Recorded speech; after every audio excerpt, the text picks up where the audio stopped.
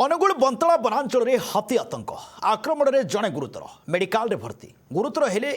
नुआखेत grammar Vashishtha Sahu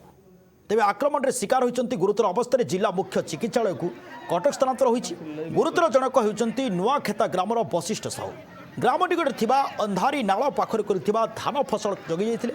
सेठारे राति प्राय 12:30 बेले आंब तोटा को आंब गोटेबा जाता बेले हाथी आक्रमण शिकार होता हाथीर गोटे दांत पेटर पशि जाता बेले गभीर क्षत होती फल स्थानीय लोक मैंने वन विभाग पक्षर प्रथम जिला मुख्य चिकित्सालय भर्ती कराइला सेठारू गुरुतर अवस्था कटक बड़ मेडिकल स्थानांतर कर चिकित्सा कर तेबे अनुगुल वनांचल करजपटा सेक्शन हिंसर बेटी नंदपुर गाँ दाण्ड बुली दंता भयभीत अवस्था अच्छा ग्रामवासी तेबे लक्ष लक्ष टंका हाथी जगिया खर्च होता वन विभाग पाखे खबर मिले।